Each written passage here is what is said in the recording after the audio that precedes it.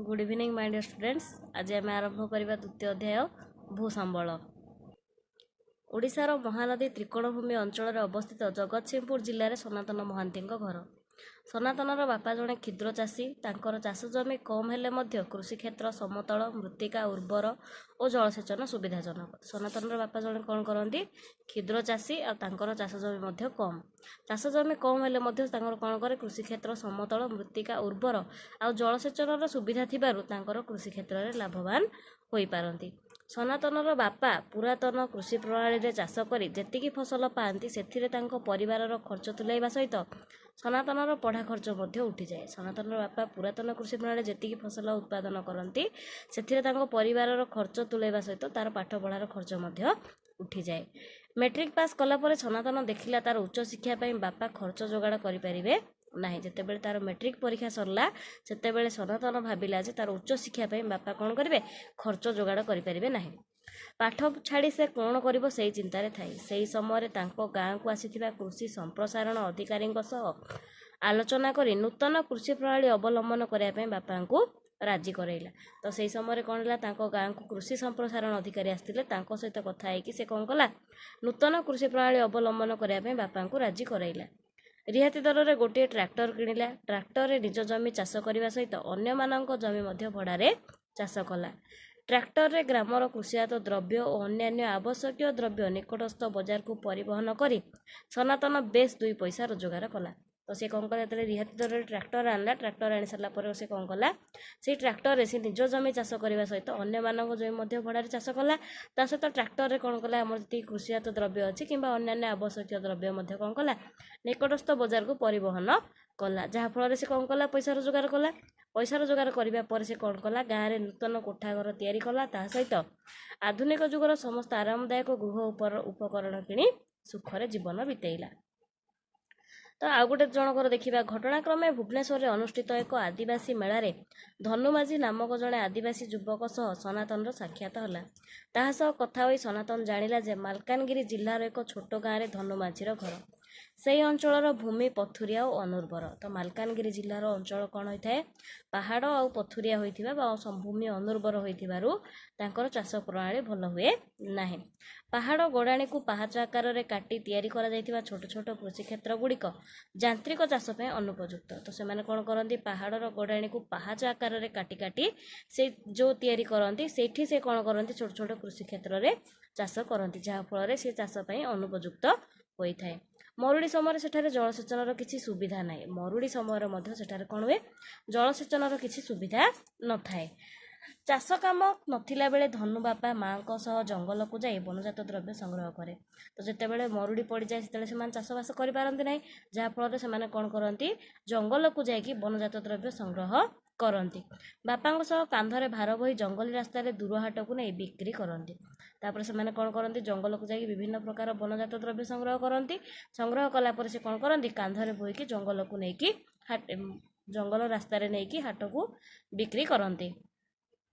तथापि से निजर गुजुराण मेटाई पारती ना। तथापि भी से कौन करती, से जी पैसा दरकार बा निजर गुजुराण मेटाई पारती ना।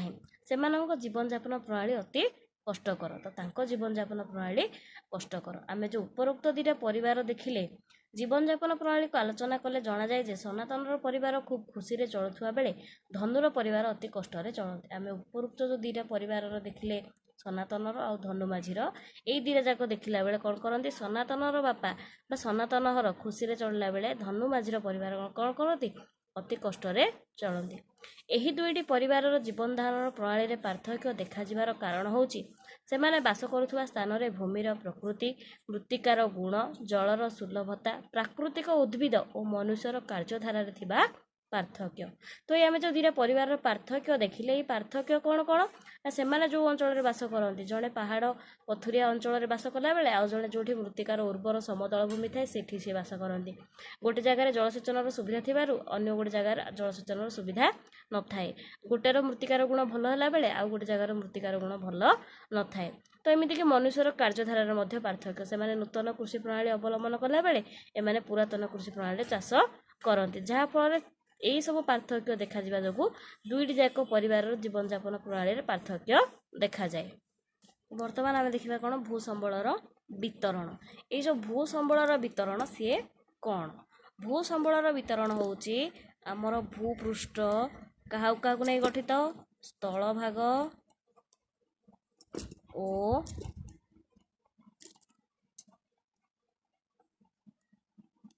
ଜଳଭାଗକୁ ନେଇ ଗଠିତ। ଆମର ସ୍ଥଳଭାଗ ସ୍ଥଳଭାଗଟା ହେଉଛି କ'ଣ? ମୁଖ୍ୟ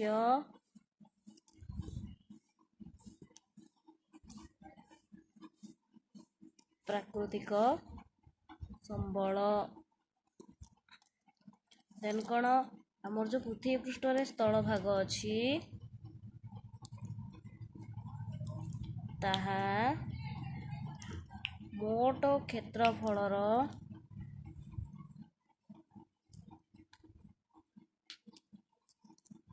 ଶତକଡ଼ା 29 ଭାଗ।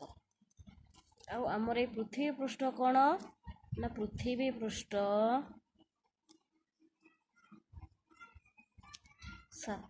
7ଟି ମହାଦେଶକୁ ନେଇ ଗଠିତ। ତ ସେଇ ଯେଉଁ 7ଟି ମହାଦେଶର ନାମ କ'ଣ କ'ଣ? ନା ଏସିଆ, ୟୁରୋପ, ଉତ୍ତର ଆମେରିକା,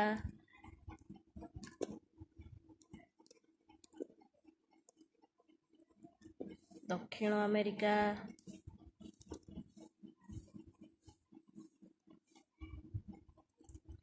ଆଫ୍ରିକା, ଅଷ୍ଟ୍ରେଲିଆ ଓ ଆଣ୍ଟାର୍କଟିକା।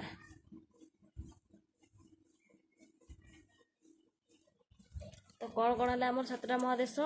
ଏସିଆ, ୟୁରୋପ, ଉତ୍ତର ଆମେରିକା, ଦକ୍ଷିଣ ଆମେରିକା, ଆଫ୍ରିକା, ଅଷ୍ଟ୍ରେଲିଆ, ଆଉ ଗୋଟେ ହେଉଛି କ'ଣ? ଆଣ୍ଟାର୍କଟିକା। ଏଇ ଯେଉଁ ଆମର 7ଟା ମହାଦେଶ ଅଛି, ଏଇ 7ଟା ମହାଦେଶରୁ ଆମର ଏସିଆ ହେଉଛି ସବୁଠାରୁ କ'ଣ ନା ବୃହତ୍ତମ। କ୍ଷେତ୍ରଫଳ ଦୃଷ୍ଟିରୁ ଆମର ବୃହତ୍ତମ ମହାଦେଶ କିଏ ନା ଏସିଆ। ପୁଣି କ୍ଷୁଦ୍ରତମ ମହାଦେଶ କିଏ ନା ଅଷ୍ଟ୍ରେଲିଆ। ଅଷ୍ଟ୍ରେଲିଆ ଆମର ହେଉଛି କ'ଣ ସବୁଠାରୁ କ୍ଷୁଦ୍ରତମ ମହାଦେଶ। ତ ଆମର 7ଟା ଯେଉଁ ମହାଦେଶ ଅଛି 7ଟା ମହାଦେଶରୁ ବୃହତ୍ତମ ମହାଦେଶ ହେଉଛି ଏସିଆ, କ୍ଷୁଦ୍ରତମ ମହାଦେଶ ହେଉଛି ଅଷ୍ଟ୍ରେଲିଆ। ତ ଆମର ଏସିଆ ଆଉ ଅଷ୍ଟ୍ରେଲିଆ, ଏସିଆ ହେଉଛି ଆମର ବୃହତ୍ତମ, ଅଷ୍ଟ୍ରେଲିଆ ହେଉଛି ଆମର କ୍ଷୁଦ୍ରତମ। ତ ସେମିତି ଦେଖିବା ଆଣ୍ଟାର୍କଟିକା ମହାଦେଶ ସର୍ବଦା ହିମଚ୍ଛାଦିତ ହୋଇ ରହିଥିବାରୁ ତାହା ମନୁଷ୍ୟ ବାସ ଉପଯୋଗୀ ନୁହେଁ। ଏଇ ଯେଉଁ ଆଣ୍ଟାର୍କଟିକା ଅଛି ଏ କ'ଣ ହିମ ଆଚ୍ଛାଦିତ, ଅର୍ଥାତ୍ ବରଫ ପଡ଼ିଥାଏ। ହିମ ଆଚ୍ଛାଦିତ ବା ହିମାଚ୍ଛାଦିତ ହୋଇଥିବାରୁ ସେଠି କ'ଣ ହୁଏ ବାସ ଉପଯୋଗୀ ହୋଇନଥାଏ। ତ ଆମର ଯେଉଁ ପ୍ରତ୍ୟେକ ମହାଦେଶ ଅଛି ସେଇ ମହାଦେଶ କ'ଣ କରିଥାଏ? କେତେ ଗୁଡ଼ିଏ ଦେଶକୁ ନେଇକି ବିଭକ୍ତ ହୋଇଥାଏ। କେତେ ଗୁଡ଼ିଏ ଦେଶରେ ବିଭକ୍ତ ହୋଇଥାଏ। ତ ପ୍ରତ୍ୟେକ ମହାଦେଶ କ'ଣ ହୋଇଥାଏ? କେତେ ଗୁଡ଼ିଏ ଦେଶରେ ବିଭକ୍ତ ହୋଇଥାଏ। ସେମିତି ଭାରତ ହେଉଛି ଆମର କ'ଣ?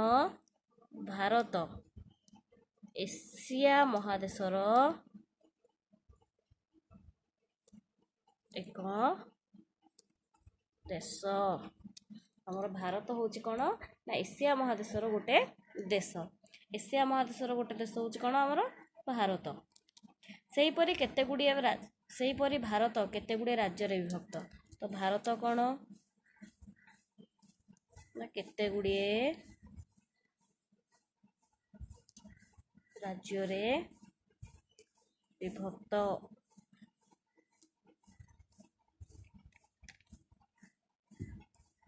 ତାପରେ ଆମର ଦେଇଛି କ'ଣ? ଆମ ଓଡ଼ିଶା ଭାରତର ଏକ ରାଜ୍ୟ। ଓଡ଼ିଶା ହେଉଛି ଆମର କ'ଣ? ଭାରତର ଏକ ରାଜ୍ୟ। ବର୍ତ୍ତମାନ ଆମେ ଦେଖିବା ଭୂସମ୍ବଳର ପ୍ରକାରଭେଦ।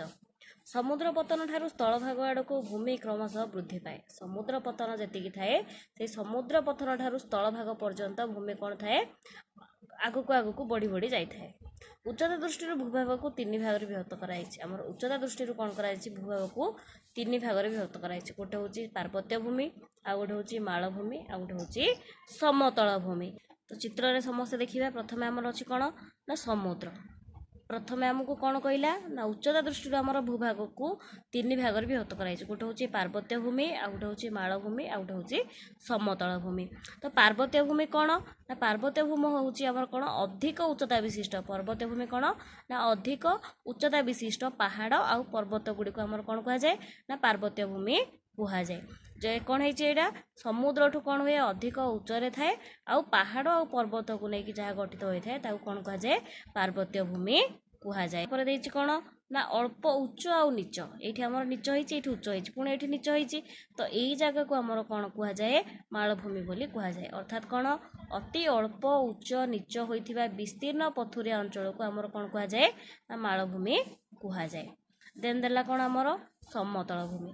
ସମତଳ ଭୂମି କ'ଣ ନା ଏହା ସମୁଦ୍ର ପତନରୁ ଅତି ଉଚ୍ଚରେ ଥିବା ପ୍ରାୟ ସମାନ ଉଚ୍ଚତା ବିଶିଷ୍ଟ ଅଞ୍ଚଳକୁ ସମତଳ ଭୂମି କୁହାଯାଏ। ଏହା କ'ଣ ଏ ସମୁଦ୍ର ପତନଠୁ କ'ଣ ଥାଏ ଅତି ଉଚ୍ଚରେ ଥାଏ, ସମୁଦ୍ର ପତନରୁ ଅଳ୍ପ ଉଚ୍ଚରେ ଥାଏ କିନ୍ତୁ ସମାନ ଉଚ୍ଚତା ବିଶିଷ୍ଟ ଥାଏ, ତାହାକୁ ଆମର କ'ଣ କୁହାଯାଏ ସମତଳ ଭୂମି ବୋଲି କୁହାଯାଏ। ଦେଖିବା ଆମେ ଏବେ ପାର୍ବତ୍ୟ ଭୂମି କ'ଣ ନା ପାର୍ବତ୍ୟ ଭୂମି କ'ଣ ଅଧିକ ଉଚ୍ଚତା ବିଶିଷ୍ଟ ପାହାଡ଼ ଓ ପର୍ବତ ଗୁଡ଼ିକୁ ପାର୍ବତ୍ୟ ଭୂମି କୁହାଯାଏ। ଆମର ଅଧିକ ଉଚ୍ଚତା ବିଶିଷ୍ଟ ଯେଉଁ ପାହାଡ଼ ପର୍ବତ ରହିଲା ତାହାକୁ ଆମର କ'ଣ କୁହାଯାଏ ପାର୍ବତ୍ୟ ଭୂମି କୁହାଯାଏ। ତ କେଉଁଠି କେଉଁଠି ଆମର ପାର୍ବତ୍ୟ ଭୂମି ଦେଖାଯାଏ, ଏସିଆର ହିମାଳୟ, ୟୁରୋପର ଆଲପସ୍, ଉତ୍ତର ଆମେରିକାର ରକି, ଦକ୍ଷିଣ ଆମେରିକାର ଆଣ୍ଡିସ୍ ପର୍ବତମାଳାରେ ପୃଥିବୀର ମୁଖ୍ୟ ପାର୍ବତ୍ୟ ଭୂମି ଗୁଡ଼ିକ ଅବସ୍ଥିତ। ପୁଣି ଭାରତର କେଉଁଠି କେଉଁଠି ନା ଭାରତର ହିମାଳୟ, ଆରାବଳୀ, ବିନ୍ଧ୍ୟ, ପୂର୍ବଘାଟ ଓ ପଶ୍ଚିମଘାଟ ପ୍ରଭୃତି ଉଚ୍ଚ ପଥୁରିଆ ଅଞ୍ଚଳ ଗୁଡ଼ିକ ପାର୍ବତ୍ୟ ଭୂମି ଅନ୍ତର୍ଗତ।